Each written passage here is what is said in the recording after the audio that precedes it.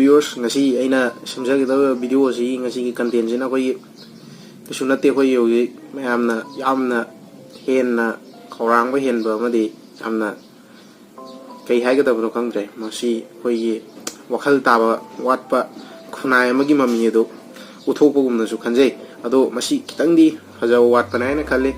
maramdi lockdown se komthoktana ngarang dagi pungna kaithel amadi thangal kaithel na singba phong khara dukan sing thong hangan duna tarome hangali sing adu hoina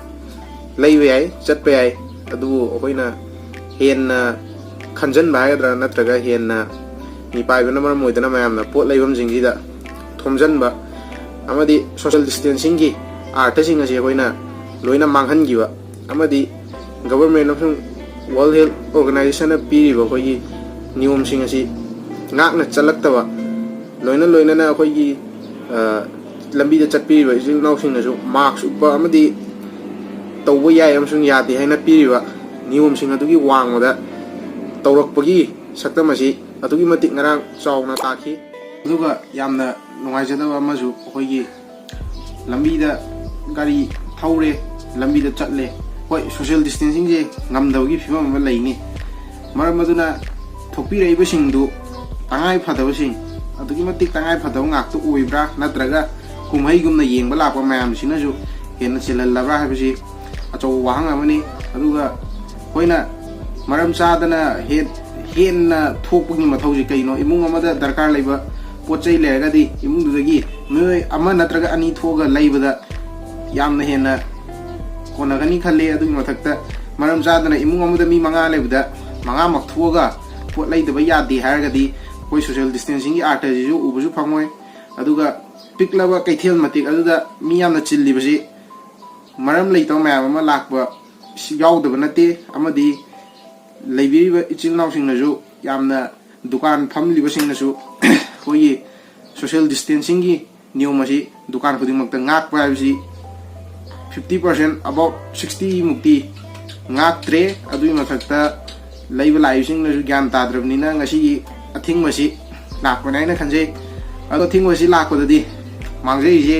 dukan phamli ba ijin naw sing ju mangjare aduga khoi tangai badana simati leida yadre haidana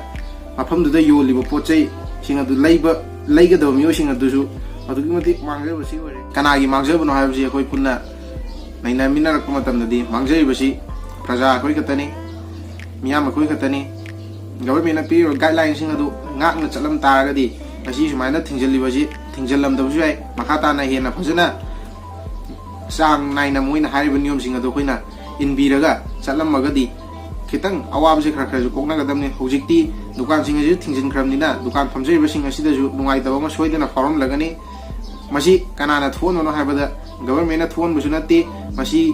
kanam tana thon banate policing na thon banate masi akoi isamayam na thon jabni isa na lawdaba responsibility do matam jana matang jana lawkhidaba duna akoina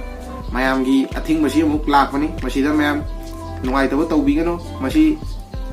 asiumba thodoksing asi akoina khangjilla matungda mathangi kaigumba dukan sing asi phamba yare amasung covid asi kitang safari haiba matam asida ju akoina leina si leitre haibagi nungai ba phongdokpogi mongda manba krik inaba covid asi akoida mona laroi da covid asi akoida naroi dabagi wakhalda chatpagi fibam adudi tawbigano covid asi akoi mioi khudimakta nabe ai adui mathakta mahaki laing naba hidak leitribani mayamna hidak leire test tore harbasu masi prithvi pumbana yanaraga sizinaba hidak adudi huji phawda amata leitri ngasi phawui oina amata leitri hoi athu matamda pothoroknabagi damakta yamna kanno honari mayamna adu akoina gyan tadragadi hidak leitriba leina asi ngakthokpada kanana daita pugani habdu isai thumda khandabiyo aduga aina si haijayibasi mayamda yamna nungai taba thamjaba adumba kemta leijade nungai tabadi sai sada hawriba nungai taba adu kanana phawlibano haibdu haipetang thamjabani adubu aina si haiduna su yamna niyom chumna chana kanglon ngakna chachaba thabak tawjaba miyosing kya amusu yaudabadi nate makoising adudasu khudong thibase miyoi kharana wakhal tadaba duna nanghalle awabje punna nangminare koi mayam pumnaba aduna akhoi isa isa ngasi dagidi gyan taminarga mathangi komthorpa amasung corona si loire haina kitang government relaxation chawna pirpa matam amadasu akoina covid asidi laiki gadabnina koi ma pumna makna section na social distancing adagi fajana mask upa chapiba adagi akoi khut sa singna hambiba si kaubigano aina sum aigi wakhalda leijaba sing adu mayam da share tawjabani ado ngasi wahai sing ase yam sangna ju thamjaro tabu mayam haijagriba sing adu kana amata da aina atamna natraga nuai taw leibagi haijaki amabu leijade aigi wakhalda fawjar kodu haijabani ado mayam video si nuai birgadi mayam kitang kana fangle aina khanbirgadi subscribe tawbiramu tawdawsing aduga like tawbiramu share tawbiramu amasung semdo haningba asoibasing amadi hakwat lakadaba mayam adu kai matang da tawsigi haibudusu anobo channel loibunina mayam na comment tawbiramu adu ngasi dawntuni mayam punaku kromjei